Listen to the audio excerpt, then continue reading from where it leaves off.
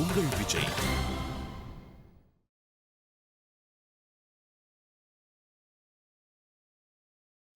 எதுக்காக இவ்வளவு ஆச்சரியமா பார்த்துட்டு இருக்கீங்க மேடம்? இப்ப நீங்க பிடிச்சிருக்கிற பணம் இருக்கு, அந்த பணம் என்னோடது.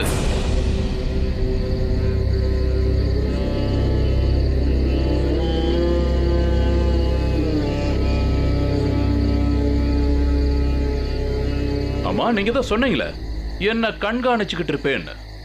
அப்படி இருக்கும்போது நானும் உங்களை கண்காணிக்கிறதா நம்ம முறை. நீங்களும் நானும் கண்காணிச்சதுல கணக்கு சரியா போச்சு. நீ ஏன் இப்படி எல்லாம் பண்ற சோமேஸ்வர்? பேசுறத இவங்க முன்னாடியே பேசலாமா இல்லனா அங்க போய் பேசலாமா? தனியா பேசணுமா? தாராளமா பேசலாமே. ஏப்பா ஒரு நிமிஷம் பிரேக்குப்பா. இதோ வந்துடுறேன். அப்புறம் சுற்றாதப்பா.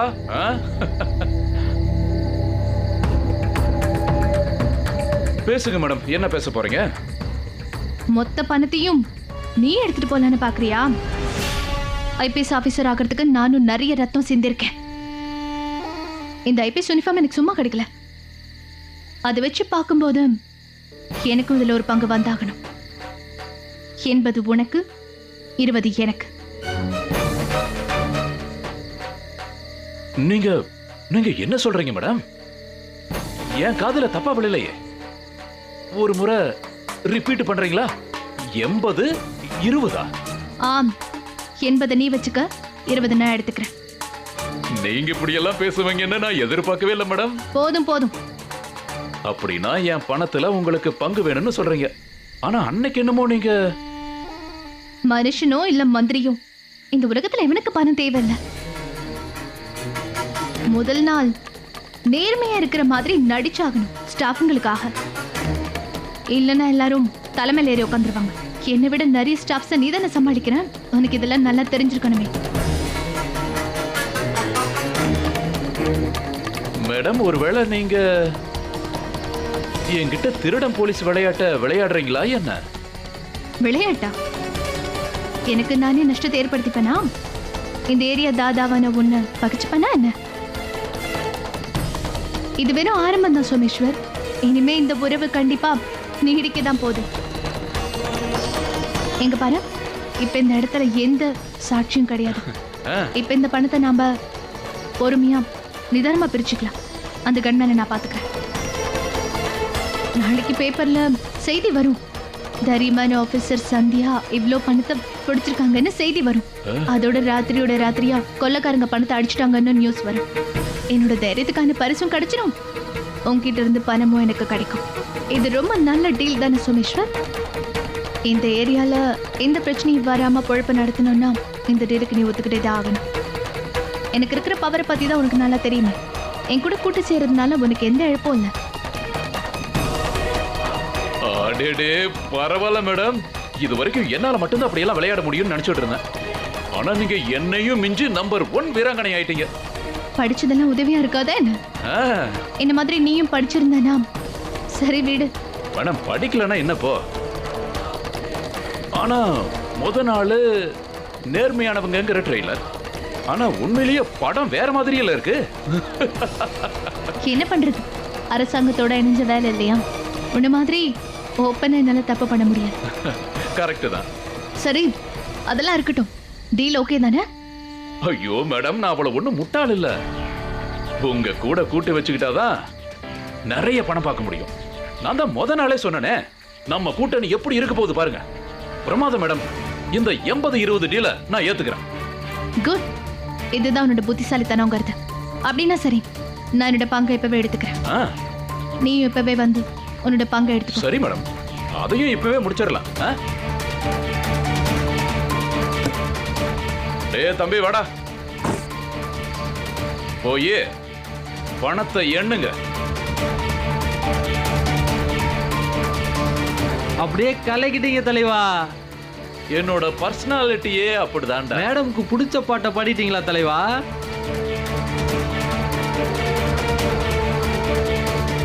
வெத்தலை பாக்கு வச்சு போக சொன்னாதான் நீ போவியா? போறேன் தலைவா, போறேன்.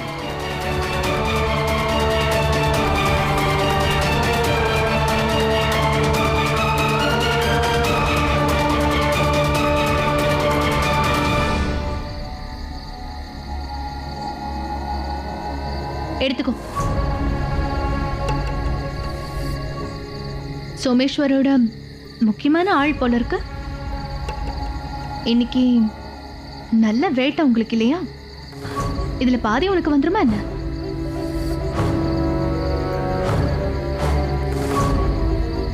நீ அமைதியா இருக்கிறத பார்த்தா சும்மா 2-3 நோட்டு மட்டும் கொடுத்து உன்னை அனுப்பிடுவான் போல இருக்கு. இத நான் சொல்லக்கூடாது, இது உங்களுக்குள்ள நடக்கிற விஷயம். ஆனா உங்க எல்லாரையும் நல்ல முட்டாளாக்கி இந்த சோமேஸ்வர் யூஸ் பண்ணிட்டு இருக்கான். இப்படியே தான் இருக்க போறியா என்ன? ஏய், இன்னும் எவ்வளவு நேரம் எடுத்துப்ப? எவ்வளவு காலம் தான் இப்படி நடந்துட்டு இருக்கோம்? ஆம், வாழ்நாள் முழுக்க இதே மாதிரி அவனுக்கு நீங்க எல்லாரும் அடிமையா இருக்க போறீங்களா என்ன? இல்ல வேற ஏதாவது செய்யணும்னு ஆசைப்படுறியா? இங்க பாரு, எனக்கு இதுலலாம் எந்த பிரயோஜனமும் இல்லை. ஆனா இருந்தாலும் நீ வேற ஏதாவது பெருசா செய்யணும்னு ஆசைப்படுறனா நான் உனக்கு இப்போ உதவி செய்யறேன். ராத்திரியோட ராத்திரியா நீ பெரிய ஆள் ஆகணும்னு நினைச்சனா இந்த பணத்தை நம்ம பாதி பாதி பிரிச்சுக்கலாம்.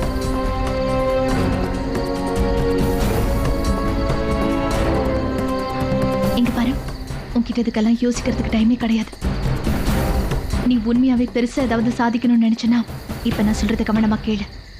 ஏண்டா எவ்வளவு நேரம்டா அந்த பணத்தை என்னவ? சீக்கிரம் எடுத்துட்டு வா. இப்ப ஒத்துக்கிறியா இல்லையா? அப்படி இல்லைன்னா மொத்த பணத்தை எடுத்துட்டு போய் அவன் கிட்ட கொடுத்துரு. இல்லைன்னா பாதி பாதியா? என்ன சொல்ற? நான் இந்த டீலுக்கு ஒத்துக்கல. இதுதான் புத்திசாலித்தனங்கிறது. நான் இப்ப சொல்றது கவனமா கேளு. இந்த மொத்த பணத்தை எடுத்துக்கிட்டே நான் ஹைவே ரோட்ல வந்து சந்தி. அது வரைக்கும் நான் இங்க சோமேஸ்வரோட பேச்சு கொடுத்துட்டு இருக்கேன். சீக்கிரம் ஓடிடு. ஓகே.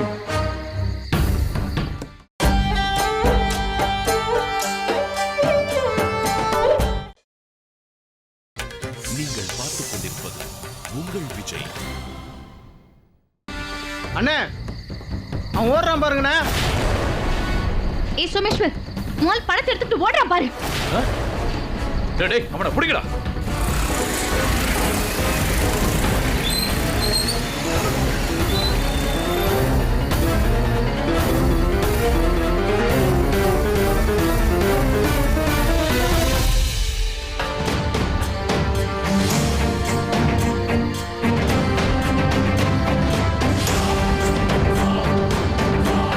வாங்க போலாம்.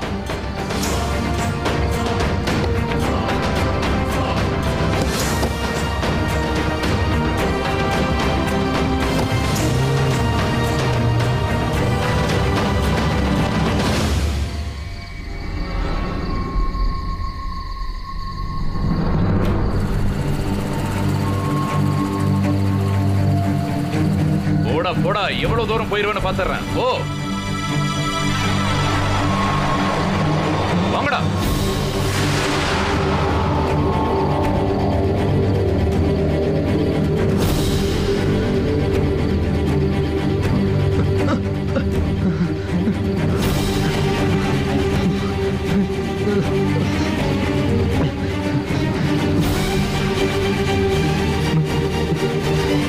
என்னடா, எங்கடா ஓடுற?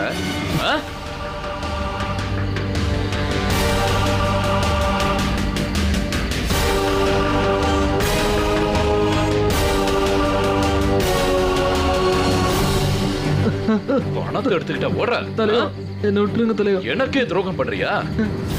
என்ன மன்னிச்சிருங்க தலைவா. என்னைய ஏமாத்துறியா? என்னைய ஏமாத்துற? உனக்கு எவ்வளவு தைரியம் இருந்தா ஏன் பணத்தை எடுத்துட்டு ஓடுற? உனக்கு அவ்வளவு தைரியம் வந்துருச்சா? என்ன விட்டுடுங்க தலைவா, நான் தெரியாம பண்ணிட்டேன். அந்த அந்த அந்த மேடம் தான் எனக்கு 50% தரேன். நாங்க அந்த 50% நான் உனக்கு தரேன்டா. இதுல இருந்து பணத்தை எடுக்கல. இல்ல தலைவா, டைமே கிடைக்கல. நான் ஓடி வந்துட்டு தானே இருந்தேன்.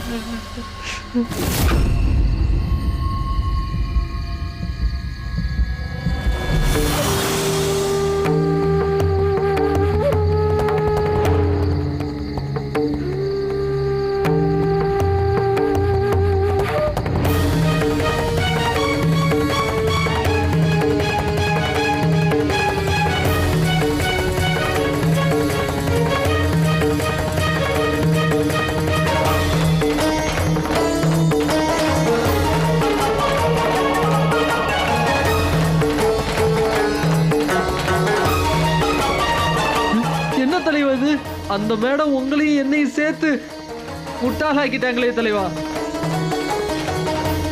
அந்த திமிரு பிடிச்ச போலீஸ்காரி என்ன நல்லா ஏமாத்திட்டானா. அவளுக்கு நான் பாடத்தை கத்து கொடுத்தே ஆகணும். ஒரு கை பாத்தர்றேன், அவளை விடுறதா இல்ல.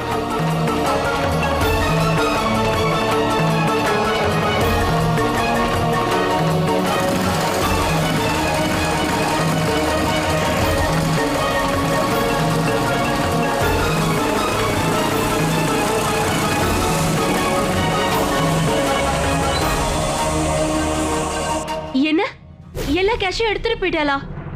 உன்னை முட்டாளாக்கிட்டாளா? அட, நீ அங்க என்ன பண்ணிட்டு இருந்த? நீ என்னமோ பெரிய ஆளுன்னு சொல்லிட்டு இருந்த. உனக்கு வெக்கமா இல்ல? உன்னால ஒரு பொம்பளை சமாளிக்க முடியலையா? அசிங்கமா இருக்கு. உன் உடம்புல வெக்கம் கொஞ்சம் மிச்சம் இருந்தா அந்த இடத்துல சுட்டுட்டு செத்துரு. போலீஸ் ஆபீசர் சந்தியா, என் வழியில 2வது முறை வந்திருக்க.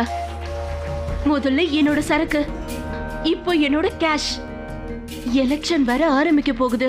இதுக்கு என்னெல்லாம் சக்தி தேவையோ அதெல்லாம் ஒண்ணு ஒண்ணா நீ வெட்டி போட்டுட்டே இருக்க. இல்ல சந்தியா, நான் உன்னை சும்மா விட மாட்டேன். நீ என்னோட கனவை கலைக்கிறத நான் விட மாட்டேன்.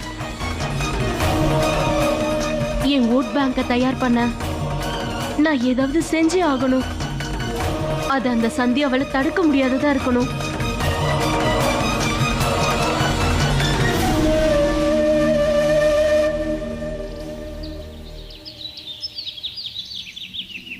ஏ மீனாட்சி, தோ வந்துட்டேன் அத்தை.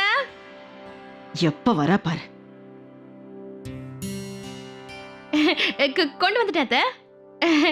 அத்தை, நான் என்ன சொல்ல வரேன்னா, மணி 8 ஆகுது அத்தை. ஆனா இன்னும் சந்தியாக்காவும் அவங்க வீட்டுக்காரும் வரவே இல்லையே அத்தை.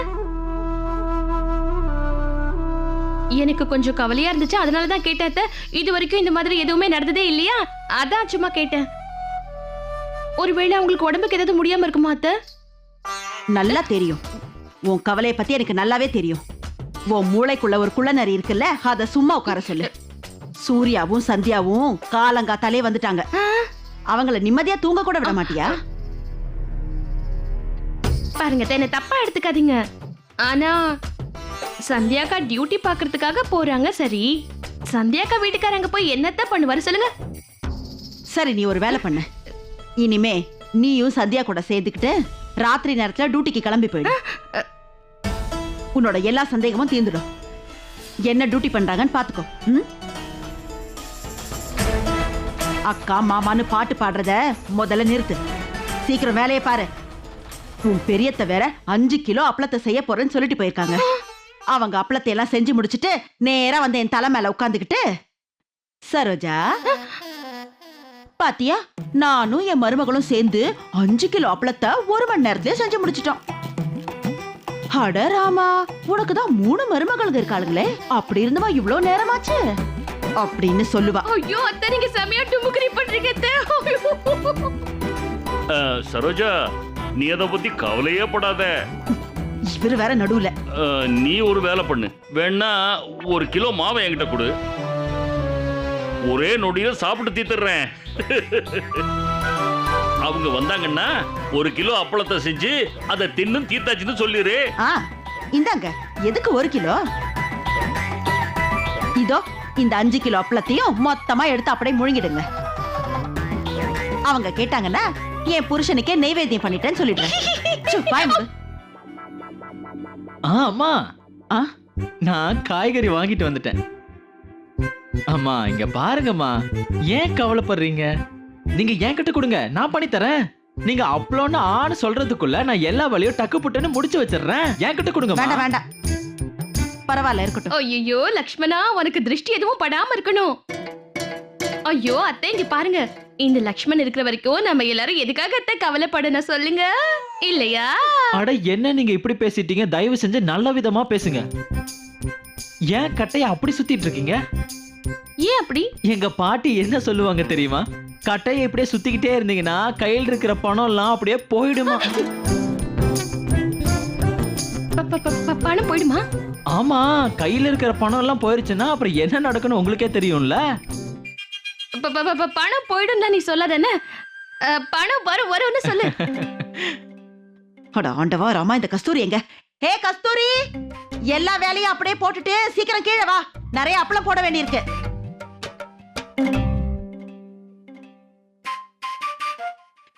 ஏ கஸ்தூரி, எங்க போய் தொலைஞ்ச? ஒண்ணு தூங்கிட்டு இருப்பா, இல்லைன்னா எங்கேயாவது சுத்திக்கிட்டு இருப்பா. இவையே பதில் சொல்ல மாட்டேங்கிறா. அப்படி என்னதான் பண்ணிக்கிட்டு இருக்காளோ தெரியல. நேத்து ராத்திரி சொன்ன விஷயங்கள் எல்லாம் அவளை விலசி ஆரம்பிச்சிருக்குன்னு நினைக்கிறேன். அம்மா அம்மா, கஸ்தூரி பிஸியா இருக்கான்னு நினைக்கிறேன். என்ன வேணும்னு சொல்லுங்க, டக்கு டக்குன்னு நான் செஞ்சு வச்சேன். வேண்டாம் வேண்டாம், எனக்கு அப்பளம் எப்படி வேணும்னு கஸ்தூரிக்கு நல்லாவே தெரியும். அட பாவமே.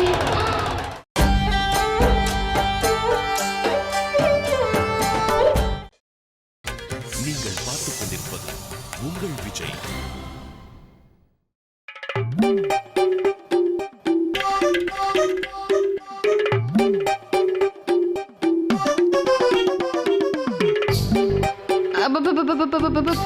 பாருங்க அத்தை.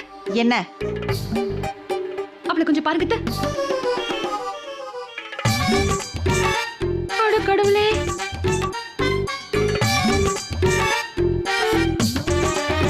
ஐயோ கஸ்தூரி, என்னமா பெரிய பேன்சி கடை மாதிரியே நிக்கிற நீ. போ கஸ்தூரி, நீ உன்னோட காது மேலையும் கண்ணடியும் மாட்டிக்கிட்டு போல இருக்குல்ல. அத்தை இவ்வளவு நேரம் கத்துறது உன்னோட காதுல விழல. என்ன பண்ணிக்கிட்டு இருந்த நீ? அட, அத்தை இவ்வளவு நேரமா உங்ககிட்ட தானே பேசிக்கிட்டு இருக்காங்க. என்னமோ காதுலே விழாத மாதிரி நீ பாட்டு போனா என்ன அர்த்தம்? அண்ணி, அதெல்லாம் உங்களோட பழக்கம். ஏதாவது சொல்லணும்னு சொன்னா சொல்லுவீங்க. சும்மா வாயாடுற வேலை எல்லாம் வச்சுக்கத, புரியுதா? போதும், நிறுத்து. கஸ்தூரி, போ, போய் மொட்டை மாடியெல்லாம் சுத்தம் பண்ணிட்டு பெட்ஷீட்டை கீழே விரி. இந்த அப்பளத்தை எல்லாம் காய வைக்கணும். அம்மா, இனிமே என்னால மொட்டை மாடியை சுத்தம் பண்ண முடியாது.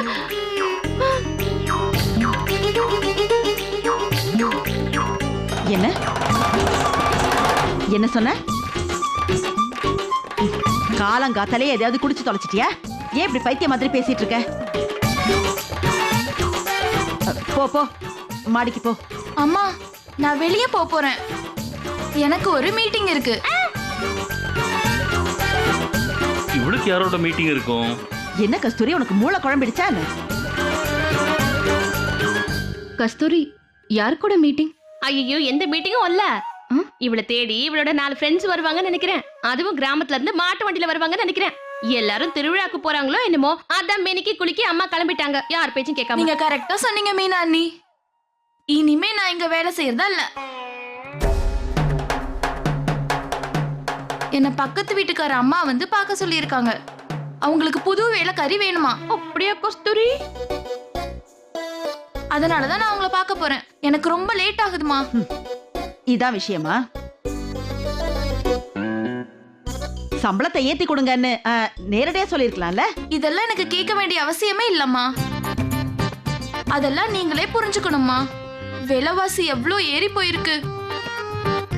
ஒவ்வொரு பொருளும் எவ்வளோ விலை விக்குது தெரியுமாமா? இத்தனோடு பணத்தை கொடுத்தா என்னதாமா நான் பண்றது? கடவுளே. கஸ்தூரி, சூர்யா எந்திரிக்கட்டும், அதுக்கப்புறம் அவங்கிட்ட உன் சம்பளத்தை பத்தி பேசிக்கலாம். நீ முதல்ல போய் எனக்கு ஸ்ட்ராங்கா ஒரு நல்ல இஞ்சி டீ போட. நான் பக்கத்து வீட்டுக்கார அம்மாவை பார்க்க போறேன்ப்பா. இனிமே கஸ்தூரியோட வேலை அவ்வளோதான். இனிமே நான் அவளை தடுக்க போறதில்ல. போனா போட்டுமே. ஐயோ, யாராவது தடுத்து நிறுத்த கூடாதா? யாரும் நம்மள தடுத்து நிறுத்த மாட்டேங்கிறாங்களே. கதவு வரைக்கும் போயிட்டு இது வரைக்கும் 50 தடவை திரும்பி வந்திருக்கா. இன்னைக்கு வரதான் போறா. அதுக்கப்புறம் என்கிட்ட வந்து அம்மா என்ன வேலை சொல்லுங்கன்னு கேப்பா. என்கிட்டயே நடிச்சு காட்டுறா.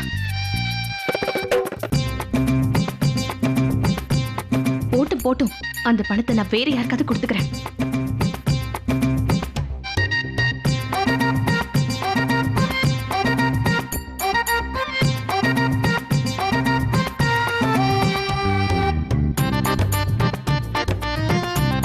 அம்மா, நான் ஒன்னும் அவ்வளோ கல் நெஞ்சக்காரி இல்ல. எனக்கு தெரியும், நான் போயிட்டேன்னா பெரியம்மா முன்னாடி இவ்வளோ அப்பளத்தை உங்களால செஞ்சு முடிக்கவே முடியாது இல்லம்மா. அது மட்டும் இல்லம்மா, உங்களுக்கு தான் தெரியுமே, மீனானிய நம்புறது சுத்தம் வேஸ்ட். சரோஜா, என்னவா இருந்தாலும் சரி, கஸ்தூரி நம்ம வீட்டை விட்டு போகவே மாட்டா. ரொம்ப முக்கியம். போய் முதல்ல மாடியை சுத்தம் பண்ணி வை. இங்க பாரு கஸ்தூரி, நீ ஒன்னும் கவலைப்படாத.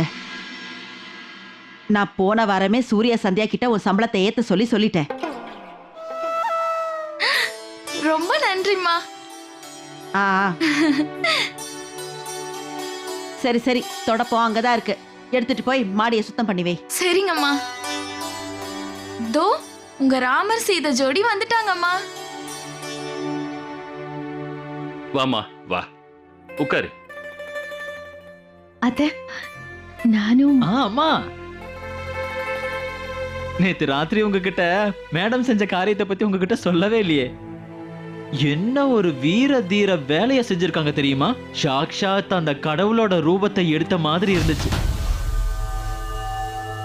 சோமேஸ்வரன் ஒரு ரவுடி இருக்கான்.